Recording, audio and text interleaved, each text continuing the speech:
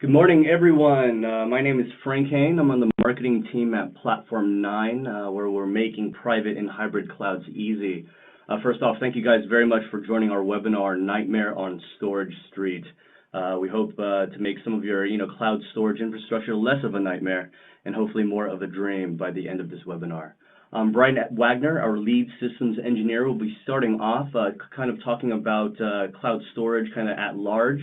And then Michael Bagg from NetApp SolidFire will finish off the webinar and talking about storage at a kind of more lower level. So just to start off, Bryan, go ahead and take it away. Thank you, Frank. Again, my name is Bryan Wagoner. I'm a cloud architect with Platform 9. And also, I've been in the storage industry for 15 years or so, and also did high performance computing. So I've had to deal with a lot of storage issues, and my company, Platform 9, we actually offer OpenStack. One of our products out of many in our portfolio is the fact that we offer OpenStack software as a service, which allows us to turn private clouds or turn companies worldwide into private clouds without a lot of hassle or retraining of personnel and everything else. Because of this, we get to see how people in different data centers deal with a lot of issues at scale, especially storage, because within private cloud or even just large virtualized environments or containerized environments, I/O can be like a huge issue depending on how you guys actually handle all of your storage management and I/O workloads and things like that. And today we're going to be looking at that. One thing I'm going to mention is that some of the slides may be too small to read, so you may want to maximize on certain screens so that you can read some of the fine text. So with that said, let's go ahead and get started. So the topics we're going to cover today is private cloud I/O issues. So we're going to look at some of the problems that multi-tenancy kind of gives us when it comes to storage workloads and things like that.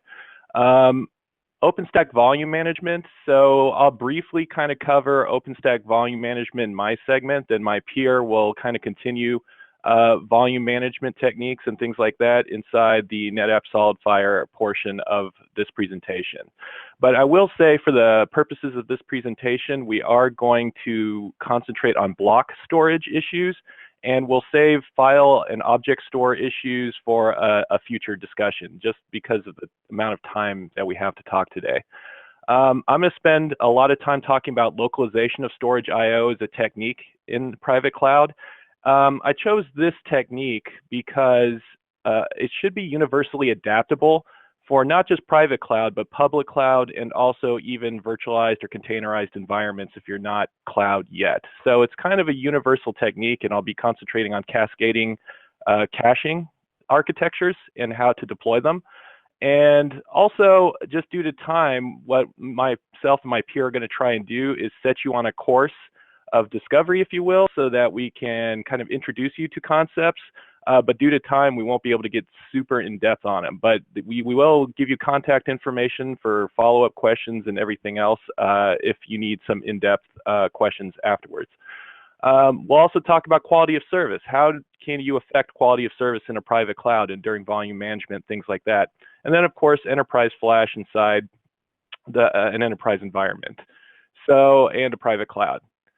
With that said, let's talk a little bit about private cloud I/O issues. So in private cloud, we have lots of differing workloads with little or no control on data placement.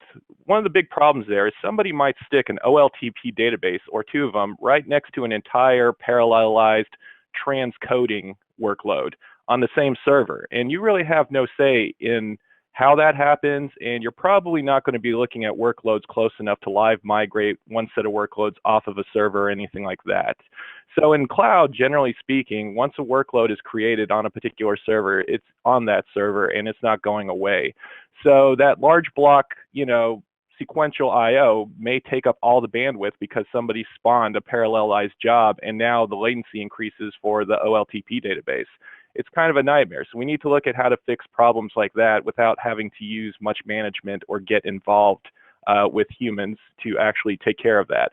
All data becomes random I/O on centralized backend storage. So if you've got centralized enterprise arrays on the back end of your private cloud, or limited controllers on the software-defined storage, it doesn't really matter, because what happens is whenever you have thousands of workloads coming in, even if they're all sequential, they're all going to get mixed up together inside the cache before they're committed to the back-end storage array.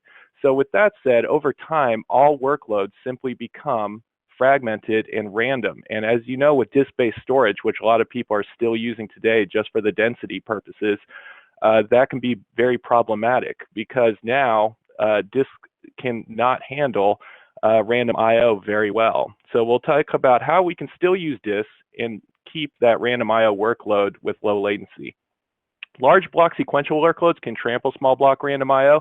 Again, if I've got limited storage controllers on my back-end storage, then all of a sudden I push a backup job or something like that onto the back-end storage, and I've now flooded the controllers with large block sequential I/O, causing latency for small block random I/O. So we'll talk about the problems on that.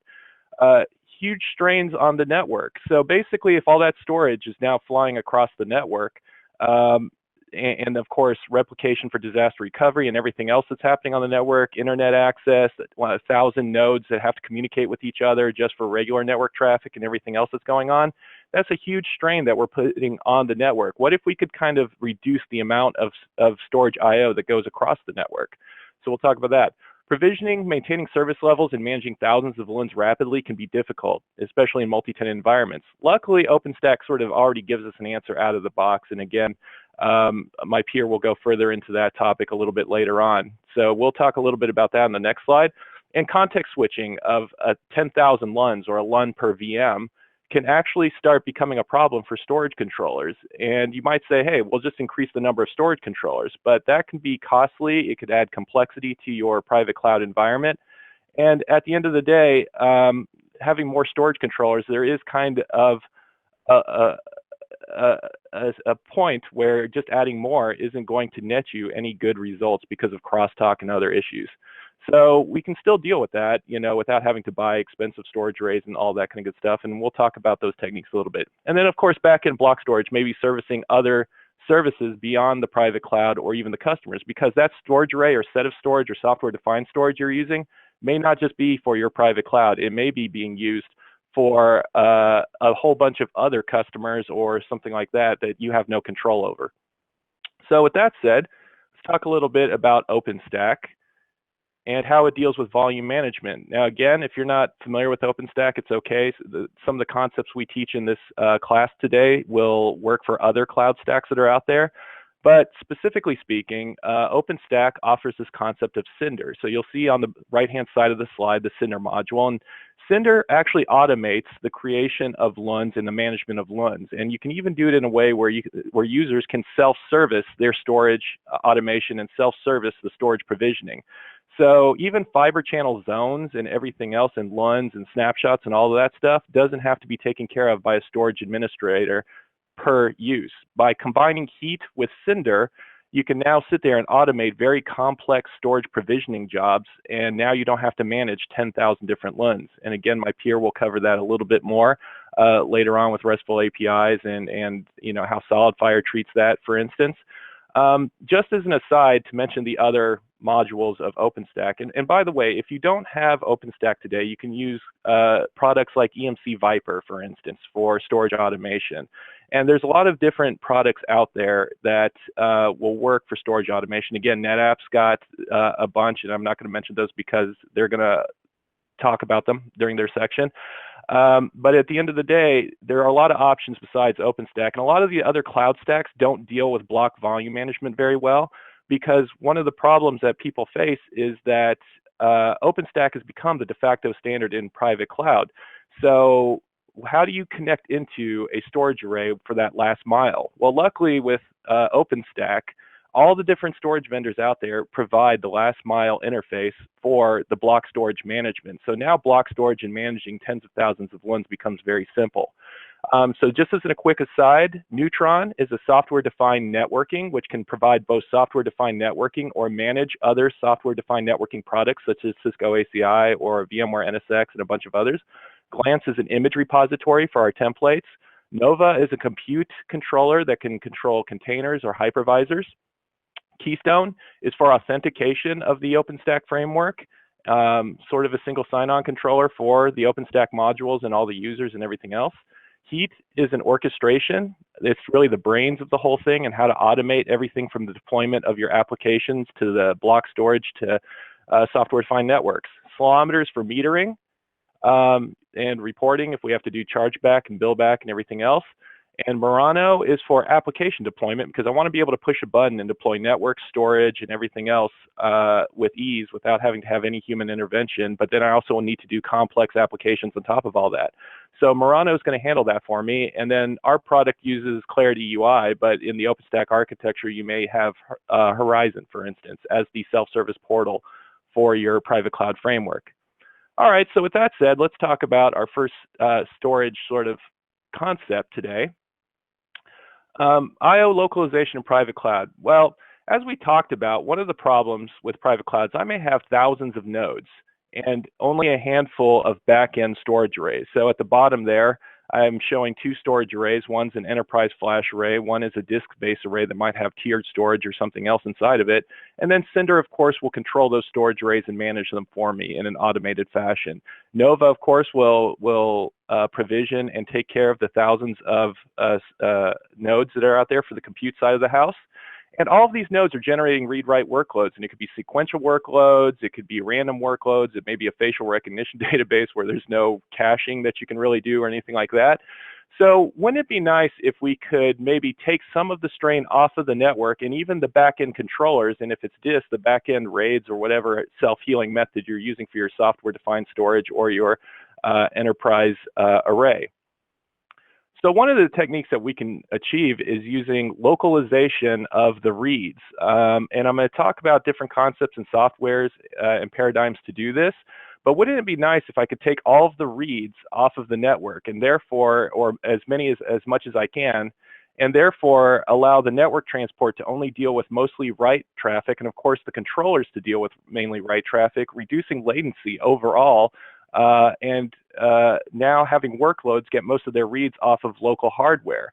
We can localize writes too, and I'll talk about some of the pros of that, but the one reason I want you to kind of stick to localizing reads is so that we have data consistency and there are no issues when you have to transfer over to another server or something like that. So one of the first techniques, the easiest technique to localize I/O is simply adding a little extra memory to all the guests or containers, for instance, or bare metal servers inside your server farm. By doing this, one reason I call this out, because that probably sounds pretty obvious, but when people start doing public cloud, a lot of time high memory servers cost them a lot of money. So people try and limit their memory usage to only exactly what they need. But in private cloud, we don't really have that issue.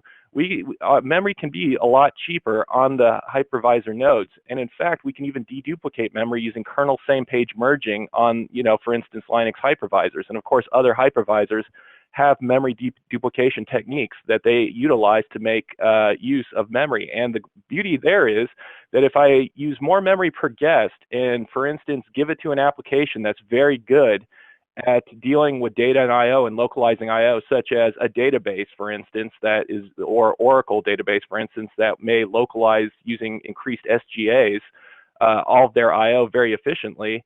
Now I can get a huge performance boost. And the other beauty of it is, unlike, say, an Amazon, where I'm kind of fixed at the amount of memory I can use because they have pre-done images with pre-done memory sizes, in a private cloud, we have the granularity to kick up a guest 1 or 2 gigabytes just to add to either the application's cache or, of course, the guest operating system underneath that application, give him 1 or 2 extra gigs so that he can now localize a lot more I/O. However, memory can still be expensive in today's world, so maybe we can use hardware assets to develop a layer 2 cache of sorts, right? Now, in this slide, I'm going to cover some of the hardware available to you to develop an L2 cache. In the next slides, I'll tell you how to actually implement or give you examples of the software you may need to implement an L2 cache design, or some paradigms that you use to actually do L2 cache work. So on the L2 cache side, hardware, for instance, I can use DIMM form factor flash. That'll get me 0 to 12 microseconds, depending on vendor. And I can literally get 12 terabytes or more onto a DIMM form factor. So one of the standards is NVDIMM-F, for instance, that you may have heard about. This is a flash storage that looks like a memory module, and it goes straight on the system bus, and with no PCIe or anything else to get in the way of the I/O between the CPU and the flash, you can now get massive reductions in latency. So 0 to 12 microseconds, where your typical storage arrays, even a fast enterprise storage array, typically does 5 milliseconds or more, so 1,000 times difference in performance. So another hardware that we can localize, and by the way, Windows 2016 and a lot of the guest operating systems, they're all going to be fine with DIMM flash, so you shouldn't have any issues. PCI Express-based flash. So now I can put hardware PCI Express-based flash modules into my actual PCIe bus.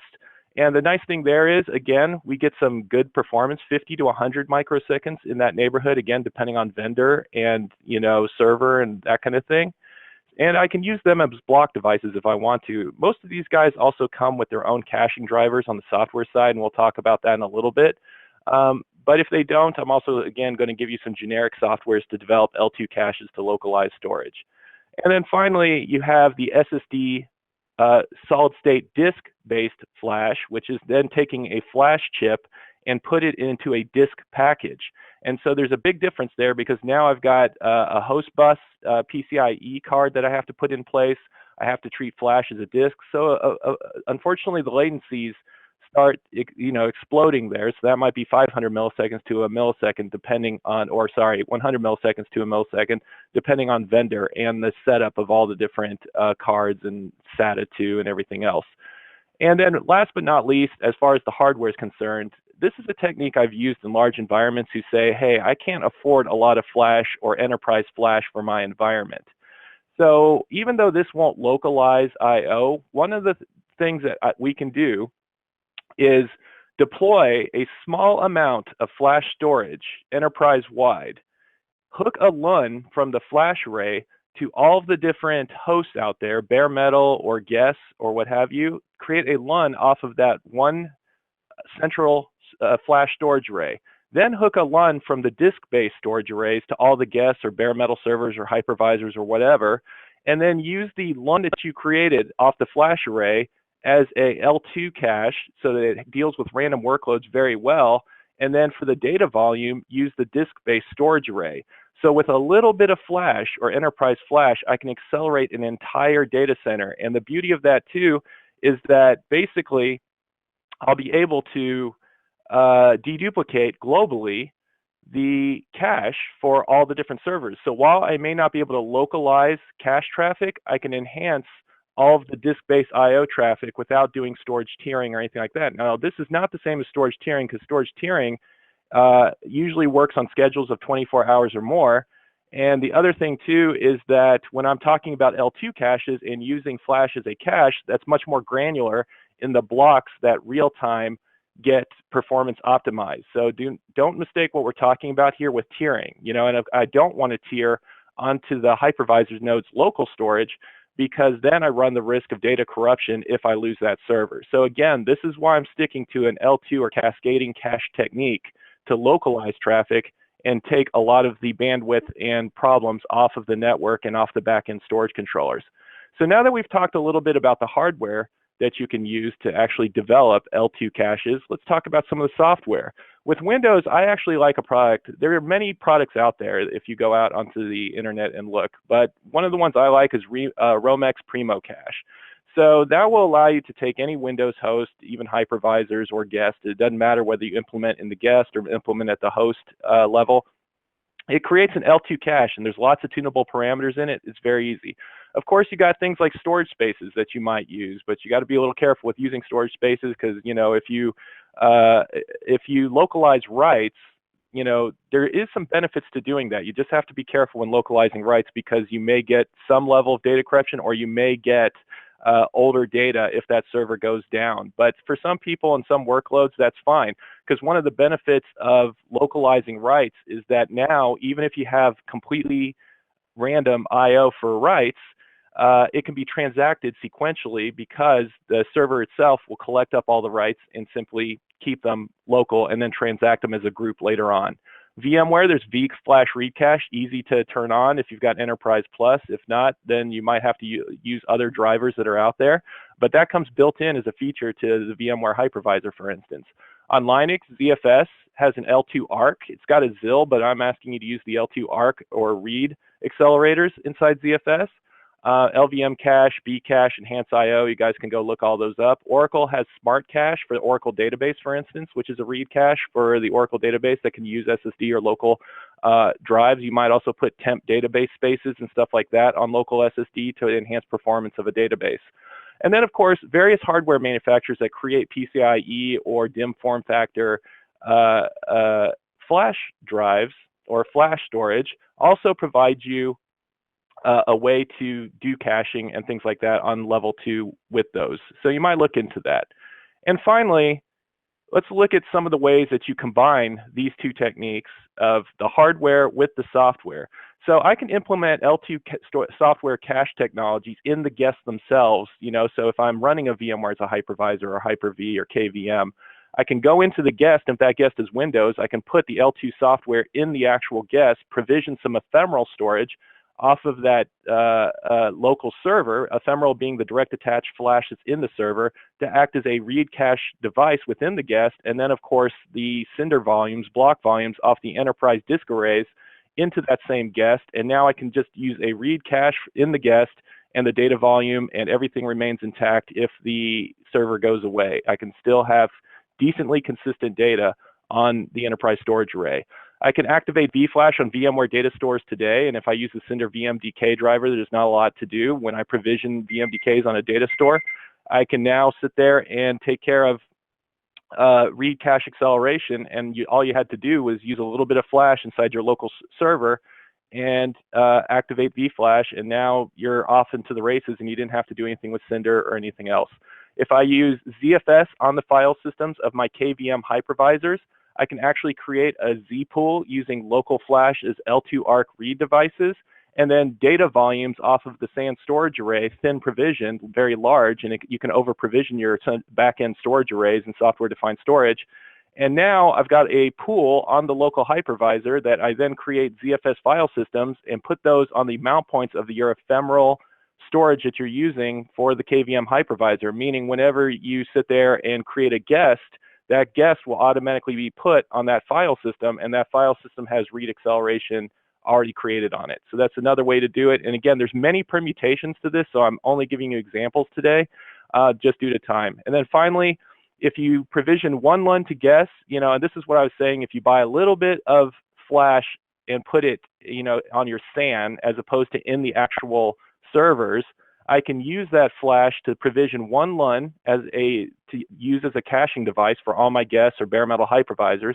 Then I provision one LUN off of my disk space array for all the data volumes, and then I suddenly can now combine a little bit of enterprise flash that's deduped and compressed with enterprise disk on the back end and get high levels of performance for random IO and sequential IO by using this technique. So that's a little bit about cascading cache algorithms. And now I need to turn it over to Michael, who's going to present a little bit more on volume management and quality of service and other techniques to deal with multi-tenancy in a private cloud-based environment.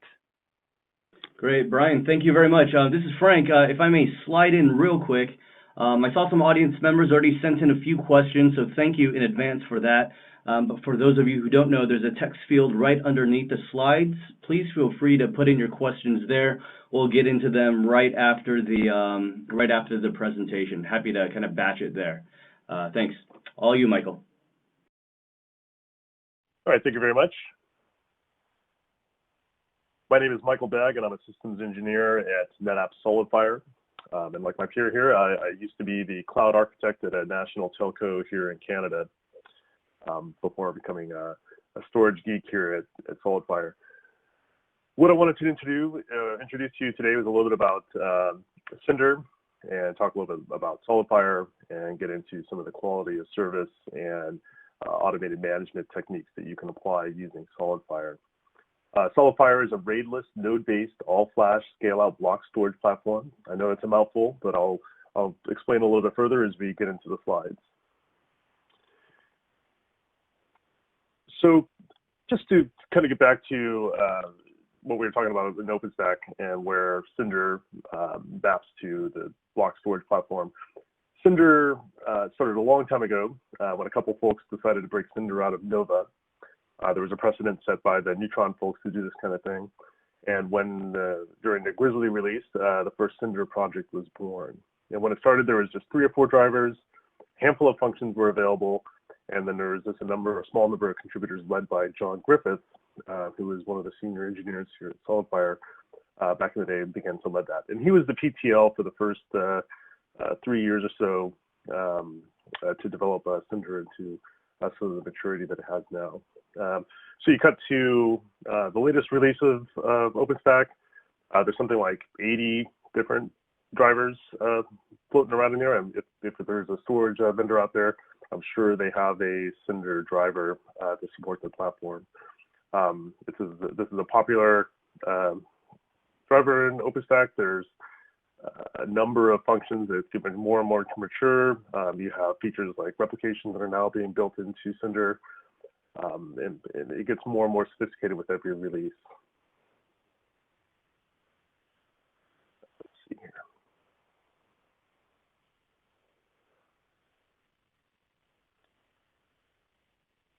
So with the acquisition of SolidFire, I don't know if the audience out there knows that SolidFire was acquired by NetApp last year.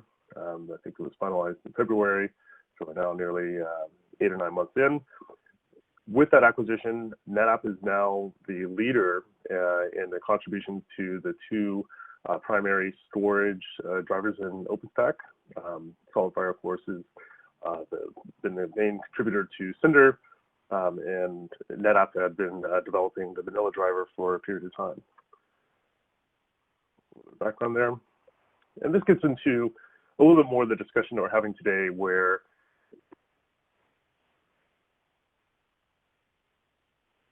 sorry, advancing the slide. Whereas a storage platform, what is becoming more interesting is to consolidate workloads. So while there is a portfolio in play from NetApp and from many of other storage vendors, what is important is the ability to load multiple workloads onto your platform. So rather than dedicating a siloed storage platform to manage your X as a service or your VDI environment or your NFV, what you'd like to do is use that same platform for multiple workloads. And the only way you're going to do that is have some ability to provide some sort of multi-tenancy, to dedicate some quality of service, and otherwise segment that I/O so that you don't crush, each of these workloads don't crush each other. Go to the next slide here.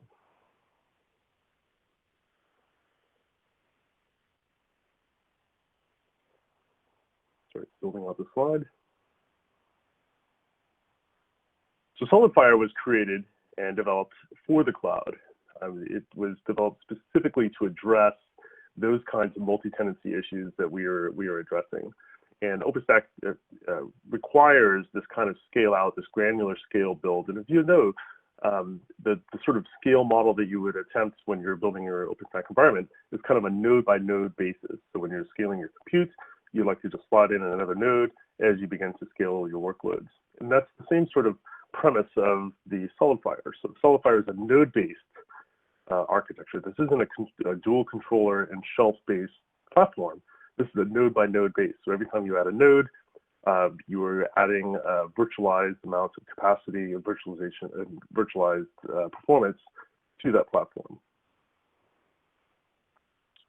And what I'm going to focus on the next few slides is the sort of automation and the quality of service that you can append there.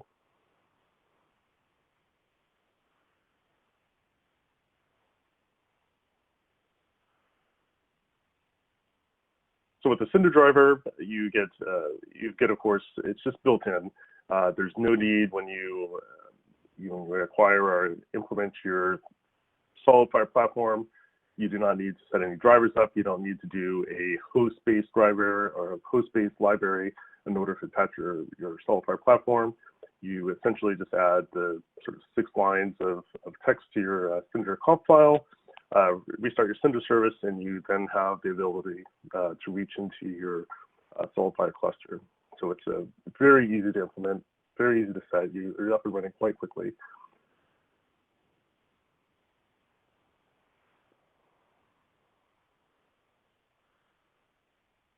So again, as I mentioned, the SolidFire cluster can be grown from a very small scale to a very large scale. This is a scale-out system. So you can start very small, and as your needs workloads increase, you can add a node by node to it to augment whether you need more capacity or whether you need performance. These are two virtualized buckets that you can then increase by just adding a node. And it's kind of an elastic scale as well. You can also remove a node if you need to. If you have a large cluster in one data center and it's underutilized, you could easily remove a node and send it to another data center. It's very easy, very self-healing, non-disruptive kind of scale out and scale in methodology. And these buckets of capacity, these buckets of performance, these are carved out and made available to any of the volumes in the system.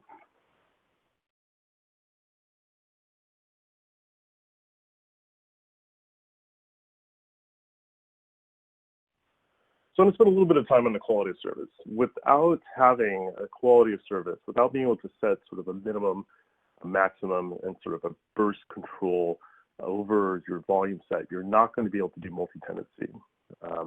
What we were kind of discussing throughout the call is this idea that you're going to consolidate your workloads. An OpenStack environment is intended to run multiple types of workloads with a dynamic and varied set of requirements. So you can have very large volumes. These very large volumes can have a kind of a low set of I/O if you need, or you can have very multitude of small volumes with a larger I/O size.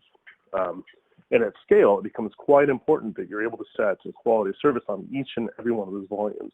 If you have 1,000 different volumes running with the gamut of low and high I/O, you do not want your high I/O volume to go and crush the performance of those other volumes. So it's very, very important that you are able to set a quality of service. And the quality of service settings are all available on the fly. You can change as needed the quality of service to meet the needs of the application. You can set some scripts, what you want to set for quality of service. There's a lot of people who have time-based scripts to increase performance on the volume. So for instance, in a VDI environment, you may want to give your VDI volumes more performance and quality of service ceilings, and in the hours of the morning, whenever these booting up their volumes. When you have a batch process, you might be able to increase the performance of that batch process volume. And by the way, if you can see the sort of eye chart that's on the side there, this is really the only interface that somebody would see if they're self-provisioning within OpenStack their volume. You just need to enter a name for the volume. You're using whatever account you have through OpenStack. You can set the max min and go. This also allows for a quite easy way to set up sort of a volume catalog where people are able to create, platinum, gold, bronze, silver kinds of volume types and assign quality of service metrics to the different volume types.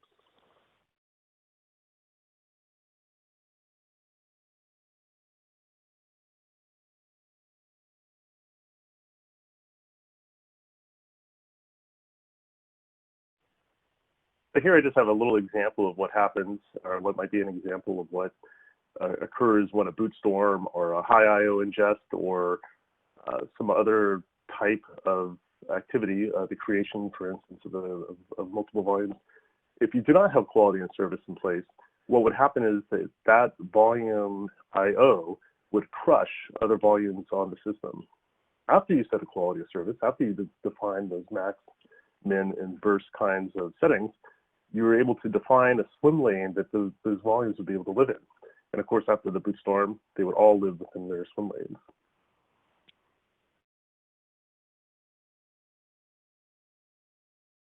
This is a further detail of that kind of setting. It's quite obvious that if you do not have a volume quality of service, that a boot storm would disrupt the performance of other volumes in the system.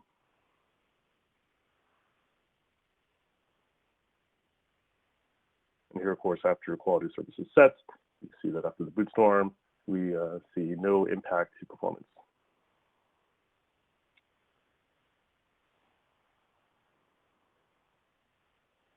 I want to talk a little bit about API. Having a complete RESTful API for SolidFire, everything, all of the storage functionality that's within the SolidFire cluster can be reached via API. I know that there's a tremendous amount of work being done to enable the Cinder driver to reach as much of the storage functionality. Of course, all of the base functions, the kind of table stakes kinds of functionality exist within Cinder. But the ability to be able to script outside of Cinder, the ability to be able to define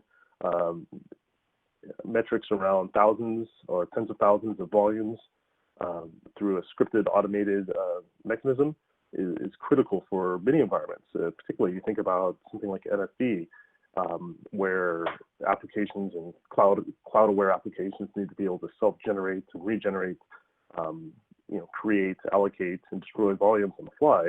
It is absolutely critical that you have those kind of API hooks into the system. And for the novice or for those who are not familiar with generating with APIs, the GUI for SolidFire even allows for you to sort of track and record your activities in the GUI and generate a code base that you can then export into your own API. So there is a really easy way to begin to start scripting and automating your environment. And once you begin automating your environment, you can reduce your workload by a tremendous amount.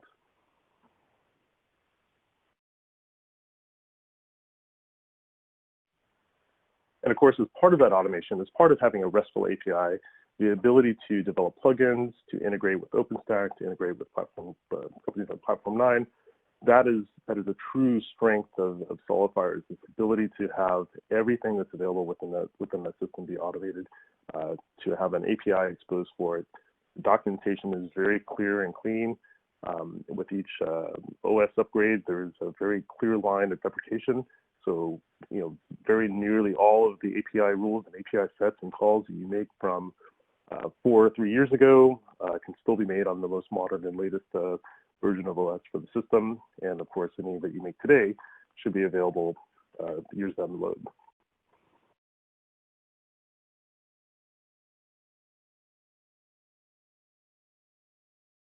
I just want to talk a little bit about the kind of self-healing capabilities. As I mentioned before, this is a node-based architecture. This is not a controller-based architecture. So if the OS is located on every one of these nodes, it's not located on just 2 controllers. So if you lose a node or if you lose a drive, the system is able to heal itself quite readily and easily. So if you lost the node, that data is located on other nodes, and the other nodes can participate in the rebuild of the cluster data. And you can keep on losing nodes until you get down to 3 nodes, or you don't have any available space to fail over to.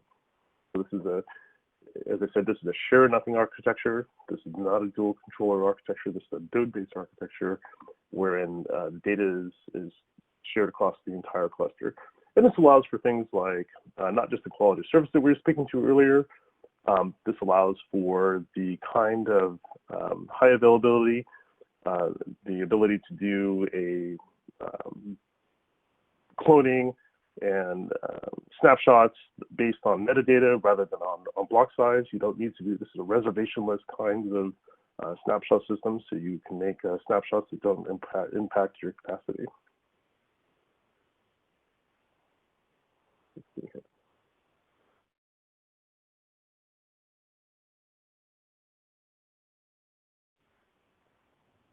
SolidFire is always on deduplication. So we have an inline deduplication, then of course a post processing deduplication that occurs in the system. So always be wary of those systems that allow for you to turn the deduplication off, because you know that system has some performance to the dedupe.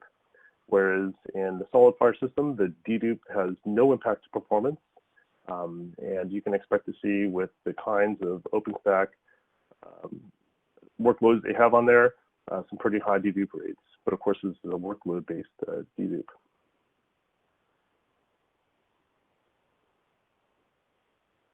And that's all I have for now.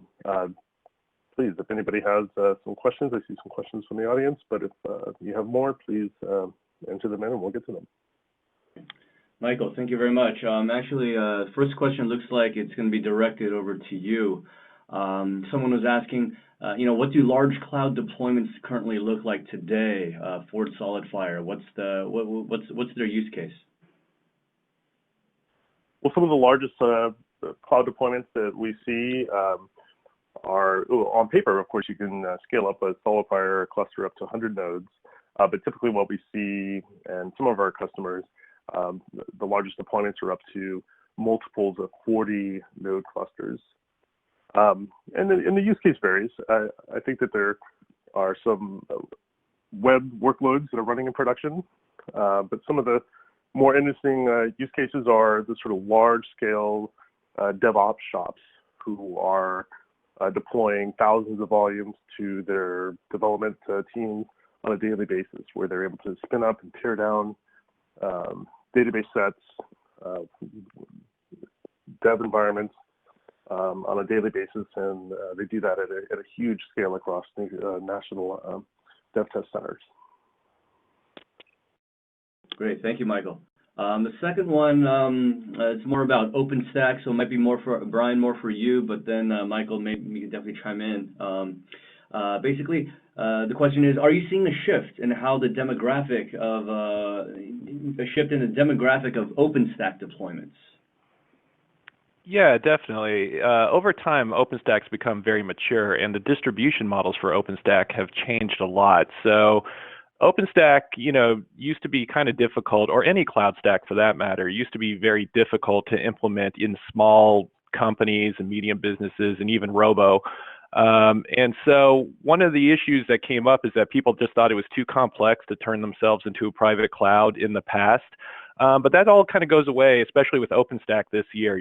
Companies such as ours that offer its software as a service and other models that are out there allow small companies, because the price points have come way down this year due to competition, allow small companies to implement OpenStack. And a lot of people are now finding it so easy to implement, and all the vendors are supporting it so hard that you can now use it for use cases they didn't even think about, like VDI, for instance, or transcoding farms, or auto-scaling business intelligence and parallelized batch jobs and data analytics farms, all sorts of things that before were kind of the domain of point solutions. But now that OpenStack's matured, because there's such a shift in cloud strategy in today's world, that people are going to public cloud and saying, hey, I want those same features in my environment, that competition drove the prices down for actually getting these things into an environment. And now the smallest company with 2 servers to 10,000 servers can now do private cloud. So there's just been a huge shift this year, and that trend is going to continue, because there's reasons you just can't do everything in public cloud, So I would say that that's probably like one of the better factors for private cloud this year, and that's only going to get better. So a lot of small, medium businesses are going to adopt this, no problem. Great, thank you, Bryan. Absolutely. Yeah, I've got to follow on with that, and absolutely agree that smaller and medium enterprises are beginning to adopt this. OpenStack and cloud is no longer the domain of the hyperscale or the very large enterprise or the service providers. And what's kind of, I think, in inflecting that shift is the idea that, most of the new grads, most of the kind of DevOps kinds of programmers have only ever known the availability of the public cloud. I mean, that's how they're expecting to consume private infrastructure. So when they go to work for some small, medium business infrastructure, they don't know anything about having to cut a ticket to get some storage volume provisioned. It doesn't work that way. They expect to be able to self-provision. So the demand and the consumption model of how people will expect their infrastructure to work is causing that shift. So more and more smaller and medium businesses, some of the small enterprises are beginning to adopt and implement this kind of cloud-based infrastructure. Great, thank you guys. Looks like the audience is a little quieter. That's it for questions right now. Again, audience, thank you guys very much again for joining us today on today's webinar. Again, we're hoping that this nightmare will not become reality, and hopefully, some of the storage solutions and strategies presented today will be helpful to you guys. If you guys would like to discuss, private clouds or hybrid clouds further, please feel free to reach out to Bryan or I. You can just talk to me. The email's simple, frank@platform9.com. That's number 9, so just frank@platform9.com. And then if you'd like to talk a bit more about storage, Michael, is it okay if I tell them your email? Would that be all right? Absolutely. Great. It would just be michael.bagg, B-A-G-G, @netapp.com. So storage side, feel free to reach out to Michael. From a private cloud infrastructure side, please feel free to reach out to me, frank@platform9.com. Again, guys, thank you very much for your time. Have a great remainder of the week, and take care. Thank you very much.